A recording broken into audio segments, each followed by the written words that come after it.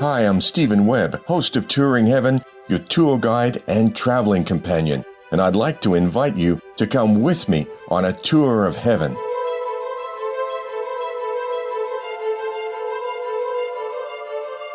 This is, of course, about going to China, but not the physical, transient China you've seen on the screen. Crowded streets, traffic noise, masses of neon signs, and miles of square apartment buildings. Where we're going is to the eternal China. China the beautiful, the etheric level of China that's a part of heaven. We're going there in our etheric body, while our physical body is fast asleep at home. Take your time with your prayers and meditations, and relax. Look up for our escort angels, and we'll set a heading for Kuan Yin's Temple of Mercy in the etheric hills north of Beijing. This is going to be an eye-opener about what sacred China was and is meant to offer the world. If you haven't heard the introduction episode of Touring Heaven, now might be a good time to skip back there for an orientation, so you have an understanding of how we get there. We're on our way, angels before us, behind us, beneath, above, and on either side. This is going to be good. From high over etheric Beijing, we glance down and notice the forests and green meadows and the fortunate absence of the smog and dust storms you might see over physical Beijing. Just north of there, in the etheric wooded hills, we see a large temple complex, appearing from above as golden concentric circles set within a forest. Spiraling in and around, our first impression is that we're approaching a holy place, positioned with the eye of a divine artist, utilizing the best backdrop, foreground, and proportions of the surrounding hills. And angling in at a lower altitude, we see circular pagodas set in feng shui perfect landscaping. And even closer, we can feel that it's special. A place of crystalline pink rays in the air, divine beauty, a feeling of comfort, conveyed by the balance of earth, air, fire, and water elements, the calming, quintessential essence of Chinese culture. We can see the temple complex is centered on a 6-story, gold-domed pagoda surrounded by ponds, bridges, and finely detailed landscaping. Then there are 12 4-story pagodas evenly placed around the glistening central temple. The balanced hues and shades of the landscaping, trees, gardens, ponds, and winding paths between the temples sends out a feeling of relaxation and well-being. We're just about to touch down on lawn surrounded by cherry blossom trees, but it's like we're gently descending into a huge sphere of millions of pink petals. The feeling is of indescribable softness around us. It's such a relief to be here, inside a fragrant pink canopy, a masterpiece of divine nature. On the ground, our guide is waiting for us, a lady master, gracious and elegant, open and friendly, as we soon find out. She reminds us of Gautama, observant of our interests. But this is heaven, so the surprises begin right away.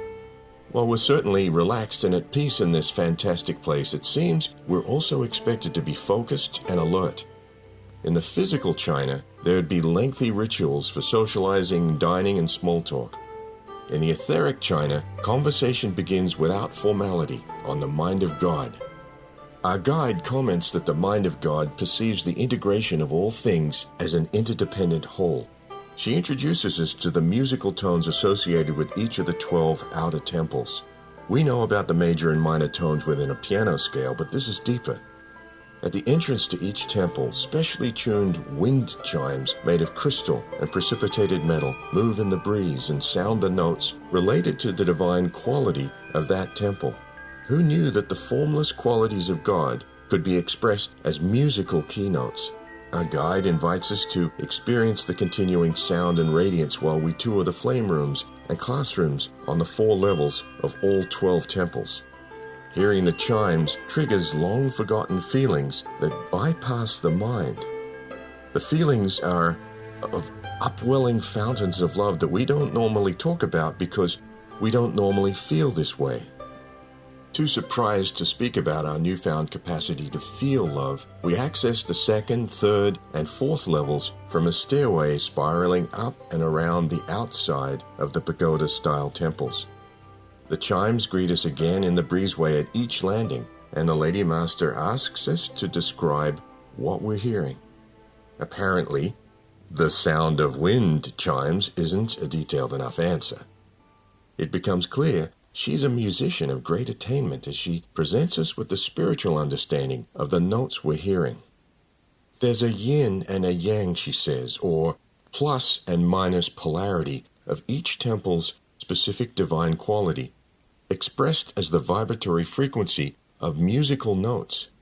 The key, we understand, is that there are 12 divine qualities: power, love, mastery, control, obedience, wisdom, harmony, gratitude, justice, reality, vision, and victory. These are difficult terms to define accurately in worldly speech, but are apparently fixed values for definition in etheric music. It's too much for the mind, but it's okay because we can feel the difference in the 12 chime qualities, each with a yin and a yang aspect, like immediately sensing the feminine and masculine version. Coming back full circle to the temple where we started, we hear the synthesis of the 12 cardinal aspects of the divine word in the interplay of masculine and feminine harmonies expressed not as single notes, but as an unusually attractive symphony of crystalline clear music. This was and is the origin and source of Chinese and Asian music. Our guide recognizes our need to absorb this sensory revelation in the heart, in complete outer silence. The combined chimes swirl inside us as a crystal-clear symphony, felt within rather than heard. A beautiful statement of identity. It's God speaking through music. Formless qualities taking form as harmonious woven spirals of perfect music. It's so precise in its way of representing impersonal divinity and so different from the personality of Western music. We're a little awed as we realize God has just spoken to us, describing one of the ways of knowing the divine identity. Are we expected to respond? How do we describe our divinity in music? Our guide seems to be reading our thoughts, and she laughs. You could spend hours with experts in your world debating the origin, structure, and meaning of Chinese music, she says. But the real source is in far higher realms. And as for your identity, be patient. You will discover your divine self when you're ready, and perhaps it'll be revealed here. Within moments, our guide, with her bright smile and twinkling eyes, leads us over an arched wooden bridge toward the 6-story central pagoda. As we walk along under the fragrant trees, she explains that in the central chamber of the great pagoda, there's an altar there where silence has been observed for centuries. We climb the marble stairs and arrive at the great carved doors, but have so many questions we hesitate to go in. Our guide smiles again and says, "Let me talk about a few things before we go inside." We stand next to a wooden railing on a balcony and soak in the sunshine and look out over the ponds lined with lawns and cherry blossom trees. She explains that creation is continuous from the one source, and the design for creation is first expressed in form as integrated symphonies of light and sound, and then stepped down in vibration into what we can see and touch. This symphonic expression could be described as the cosmic hum, coming from, in its simplest term, the great hub. The continuous variations in the symphony are the music of the spheres, the etheric sounds of the universe as God designed it. What we heard in the outer temples as the musical synthesis of the 12 divine qualities is a stepped-down representation of that cosmic hum.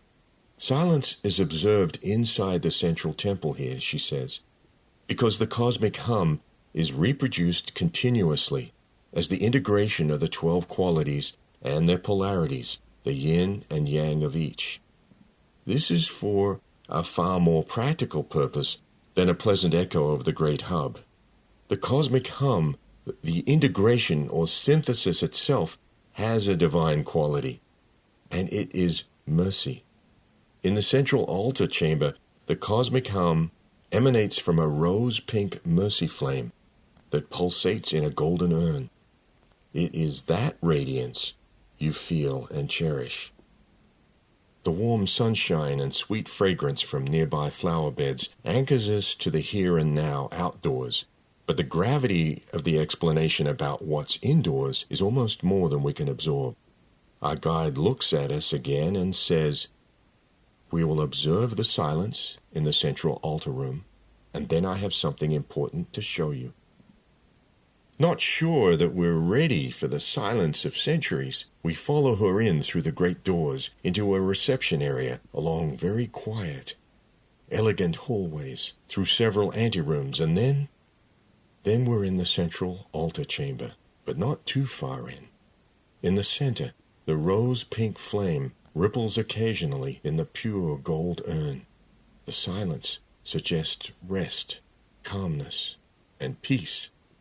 Another feeling comes up, almost like a grateful surrender, a feeling of wanting to give away heavy old memories, old fears and resentments, not so good energies, as if they were overdue for recycling. At last, out with that. Get rid of it is the feeling. Time seems to have no value in the presence of the mercy flame. As we watch the occasional ruby sparkles in the soft pink flame, it feels like distance no longer exists either. All we can see and feel is pink comfort all around us. We'd stay there forever if we could, immersed in the feeling of love. But our guide regains our attention and indicates it's time. We leave the central altar chamber in silence, through a different door than the way we entered. Outside in the sunshine, we pause on another flower-lined balcony. Even on an introductory visit, you're welcome to bathe in the flame. From a safe distance, and for just enough time, our guide says, keeping an eye on us. After feeling comfortable in a non-speaking state, it's difficult to frame questions about gladly surrendering some kind of unwanted, unseen memories into the flame. Our guide continues. You are in your body of soul memory, she says. But even in this etheric body, you don't wear the hurts of hundreds of past lives on your sleeve. For sanity, you filed them in the too difficult to deal with drawer, tucked into your subconscious long ago. The flame tugged them out because you were ready for them to go. They were portions of energy imprinted with pain, and they were changed into a higher form in the flame. Now, I have something more to show you.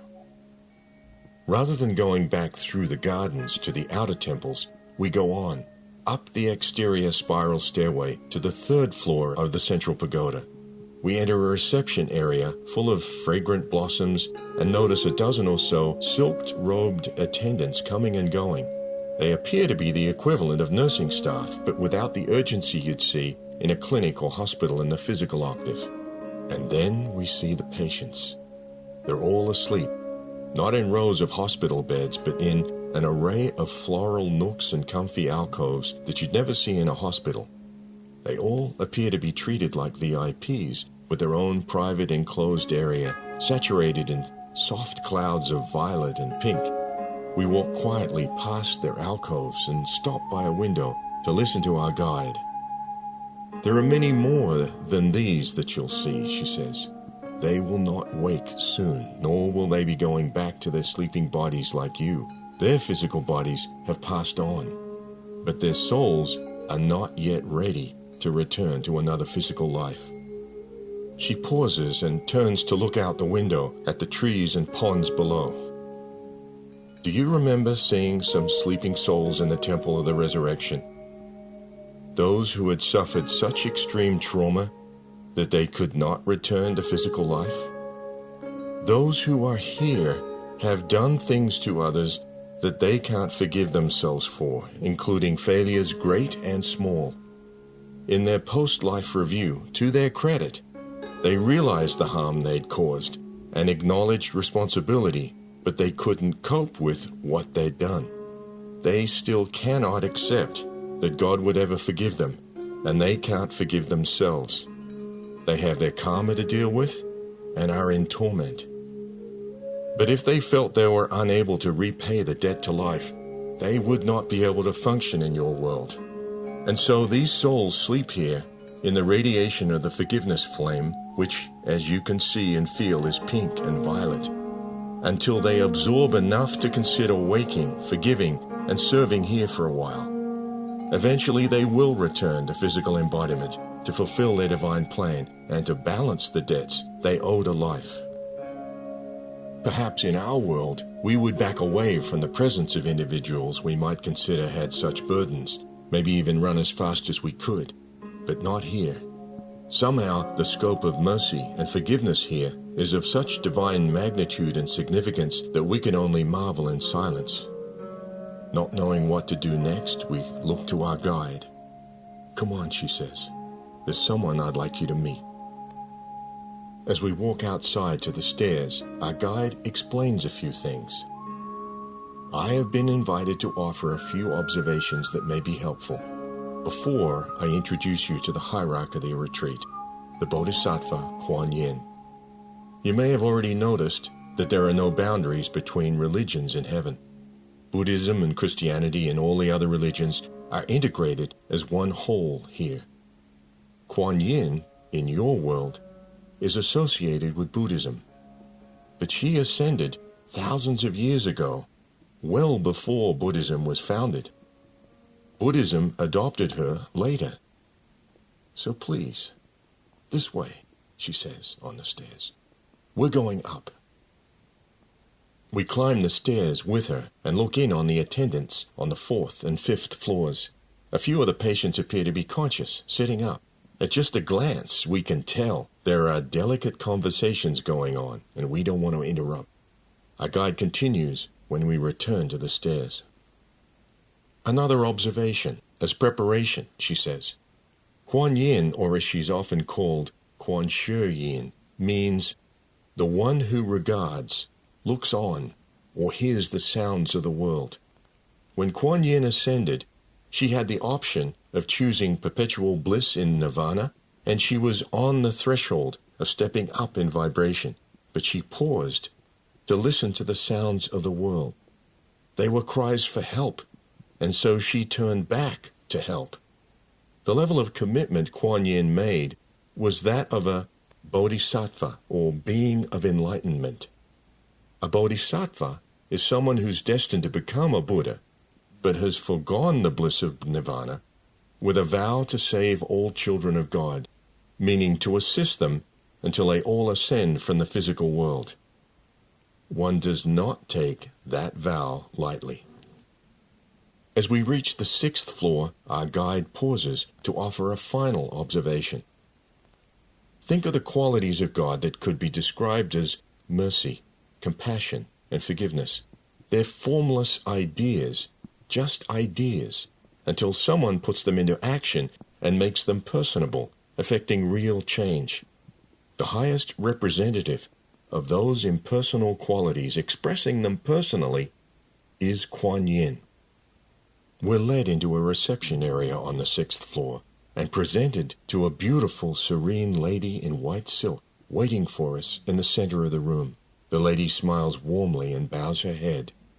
She radiates kindness and comfort, and we feel the same sense as when we arrived, of relaxing into a bed of 1,000,000 pink rose petals. Our guide turns to us and says, "Please allow me to introduce you to the hierarch of the Temple of Mercy, the Ascended Lady Master, Kuan Yin." Our tour guide steps back and Kuan Yin invites us to be seated at a round table where she pours tea for us.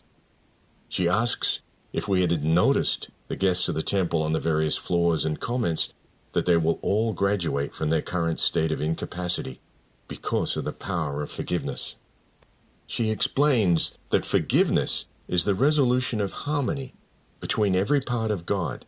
What surprises us is her statement that forgiveness is actually a law, and by this law, our errors are set aside to give us time and opportunity to develop our Christ consciousness.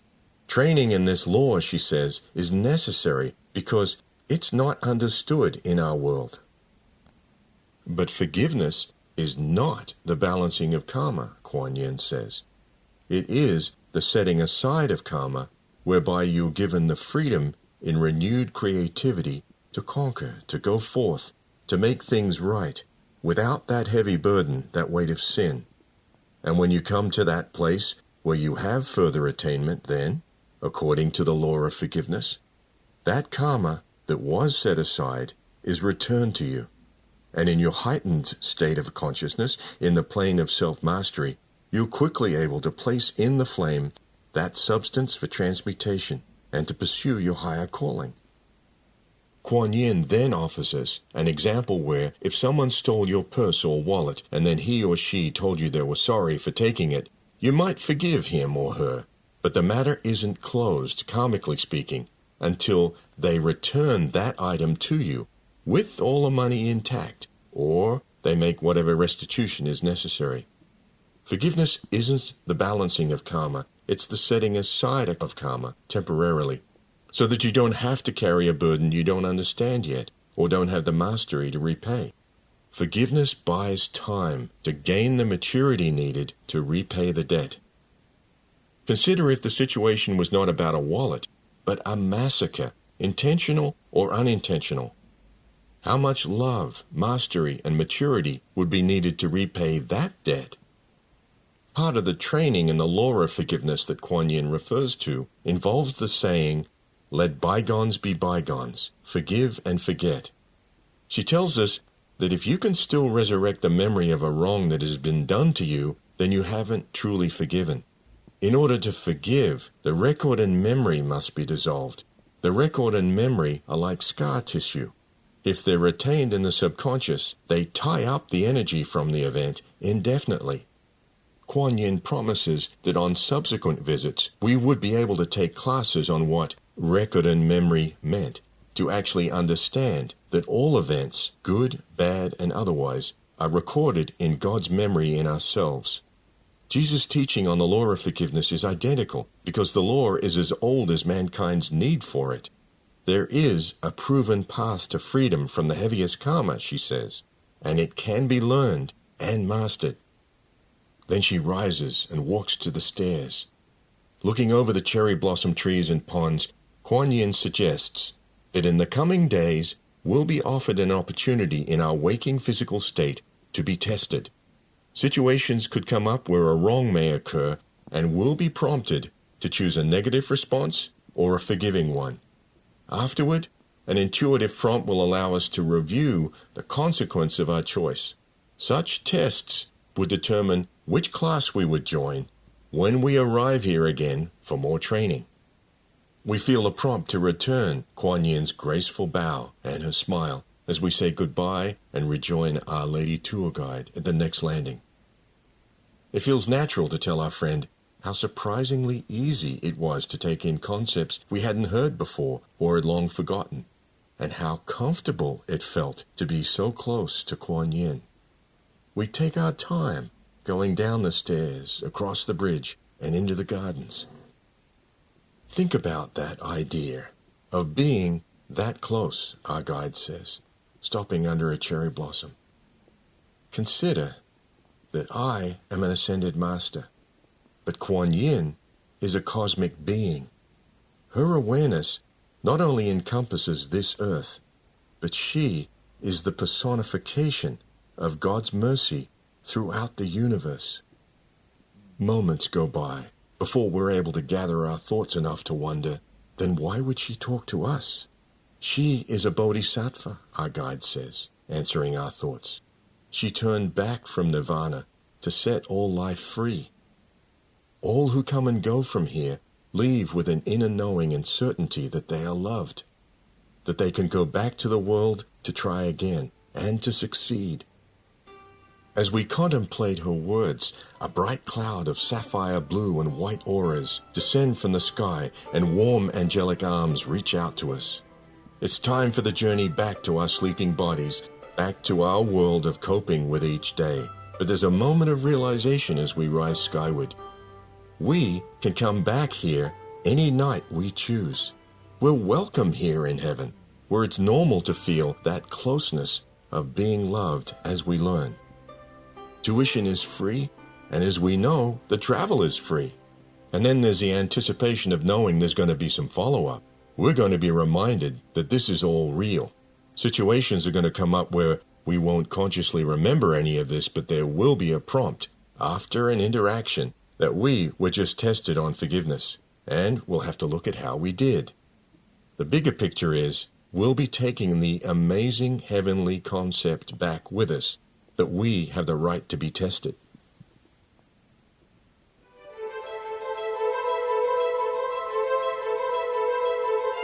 Back here now in our world, I should remind you that the reference source or encyclopedia for each of our tours of heaven is, of course, the Masters and their retreats. You can browse the table of contents or buy the book on ascendedmastersspiritualretreats.com, and you can reach me there by email. Next tour, we're in India, in the etheric foothills above Darjeeling in the Himalayas, to visit our indispensable teacher and master of the will of God, El Moria, in the Temple of Goodwill. Thanks for taking this astounding tour with me to the Temple of Mercy and into the presence of far more love and forgiveness than we're used to. Knowing that we're going to be tested, I can only say, always victory.